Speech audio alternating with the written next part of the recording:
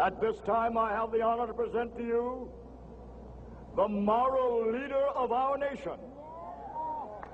I have the pleasure to present to you Dr. Martin Luther King, Jr.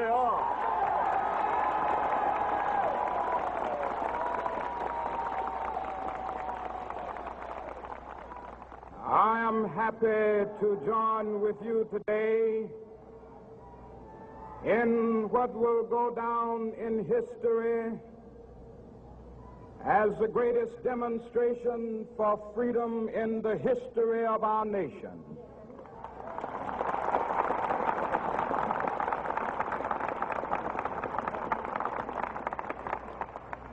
Five score years ago,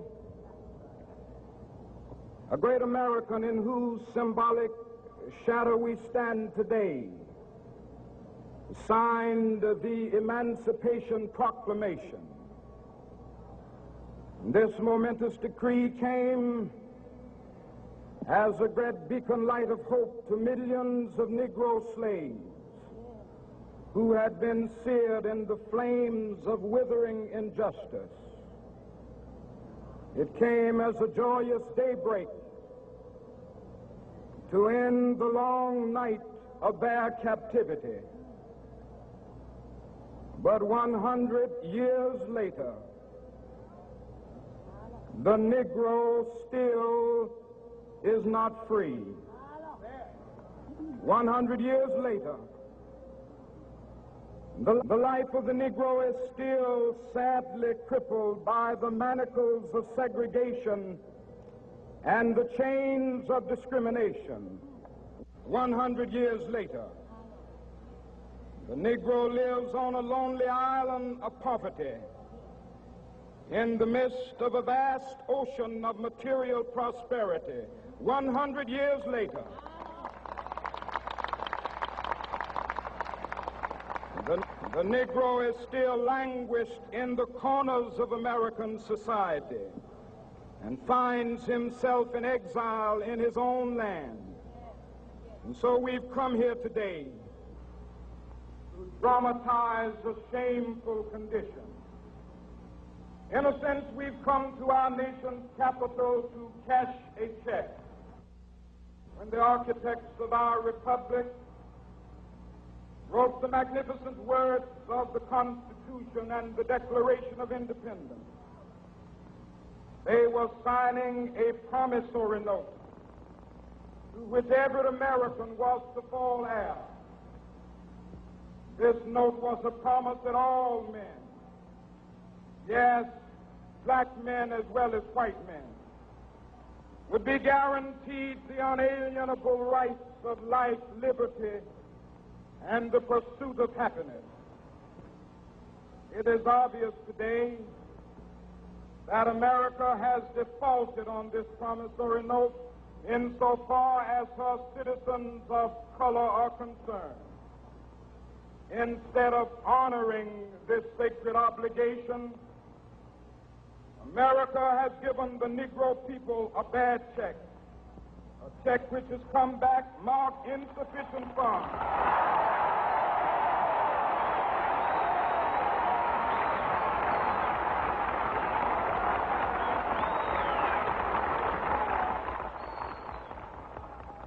But we refuse to believe that the Bank of Justice is bankrupt. We refuse to believe that there are insufficient funds in the great vaults of opportunity of this nation. So we've come to cash this check, a check that will give us upon demand the riches of freedom and the security of justice.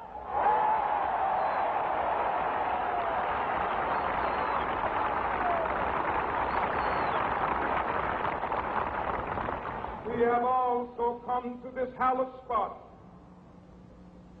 to remind America of the fierce urgency of now. This is no time to engage in the luxury of cooling off or to take the tranquilizing drug of gradualism.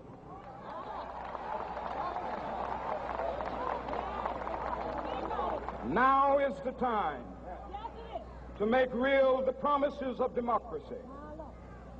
Now is the time to rise from the dark and desolate valley of segregation to the sunlit path of racial justice. Now is the time to lift our nation from the quicksands of racial injustice to the solid rock of brotherhood. Now is the time to make justice a reality for all of God's children. It would be fatal for the nation to overlook the urgency of the moment. This sweltering summit of the Negro's legitimate discontent will not pass until that is an invigorating autumn of freedom and equality. 1963 is not an end, but a beginning. Those who hope that the Negro needed to blow off steam and will now be content will have a rude awakening if the nation returns to business as usual.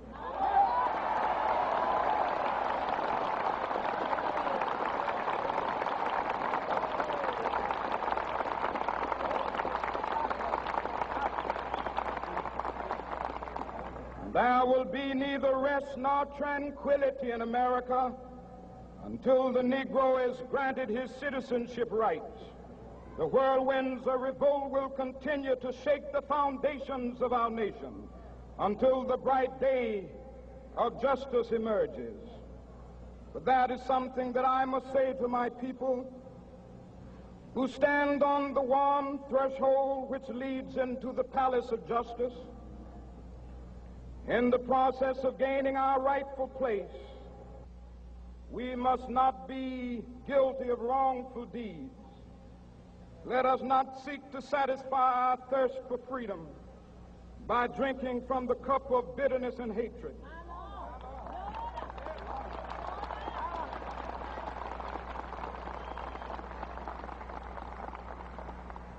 We must forever conduct our struggle on the high plane of dignity and discipline. We must not allow our creative protests to degenerate into physical violence. Again and again, we must rise to the majestic heights of meeting physical force with soul force. The marvelous new militancy which has engulfed the Negro community must not lead us to a distrust of all white people. For many of our white brothers, as evidenced by their presence here today, have come to realize that their destiny is tied up with our destiny.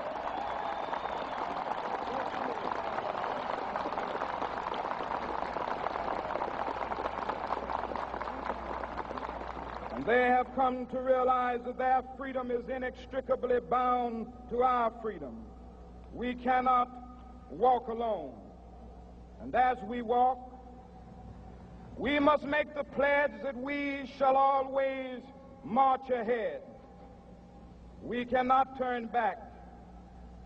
There are those who are asking the devotees of civil rights, when will you be satisfied? We can never be satisfied as long as the Negro is the victim of the unspeakable horrors of police brutality. We can never be satisfied as long as our body is heavy with the fatigue of travel, cannot gain lodging in the motels of the highways and the hotels of the cities.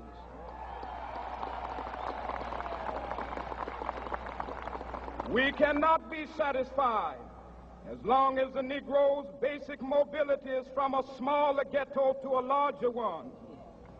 We can never be satisfied as long as our children are stripped of their selfhood and robbed of their dignity by signs stating for whites only.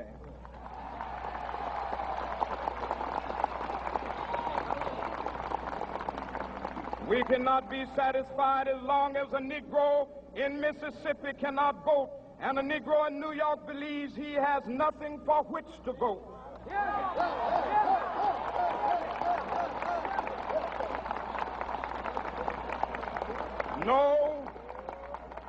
No, we are not satisfied, and we will not be satisfied until justice rolls down like waters and righteousness like a mighty stream.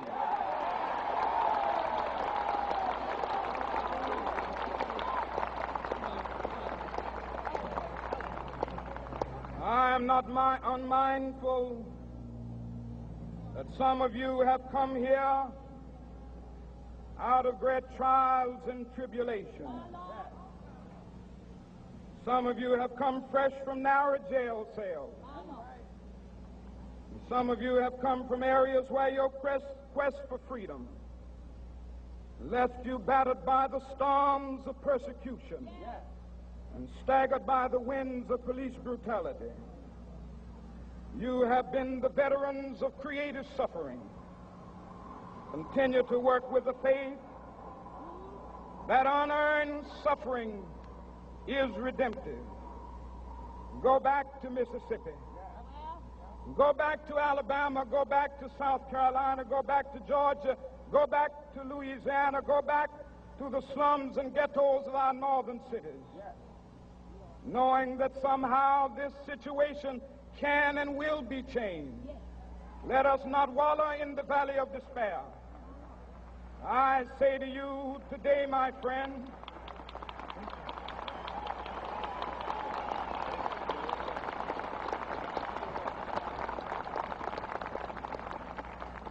so even though we face the difficulties of today and tomorrow, I still have a dream.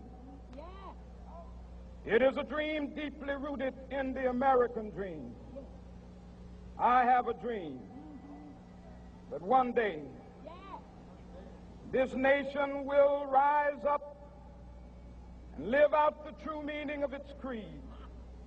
We hold these truths to be self-evident, that all men are created equal.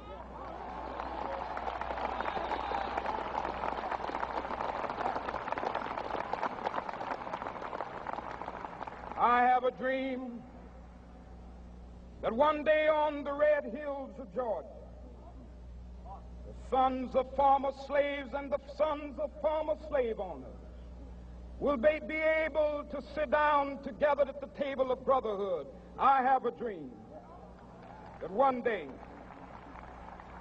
even the state of Mississippi, a state sweltering with the heat of injustice, sweltering with the heat of oppression, will be transformed into an oasis of freedom and justice. I have a dream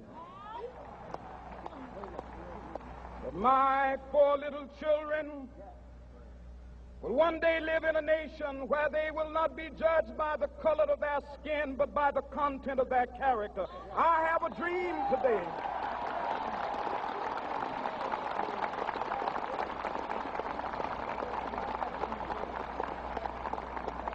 I have a dream that one day down in Alabama, with its vicious racists, with its governor having his lips dripping with the words of interposition and nullification, one day right there in Alabama, little black boys and black girls will be able to join hands with little white boys and white girls as sisters and brothers. I have a dream today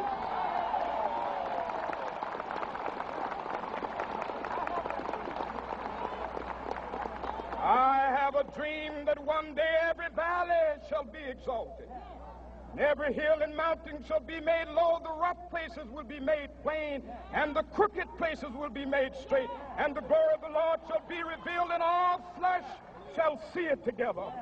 This is our hope. This is a faith that I go back to the South with.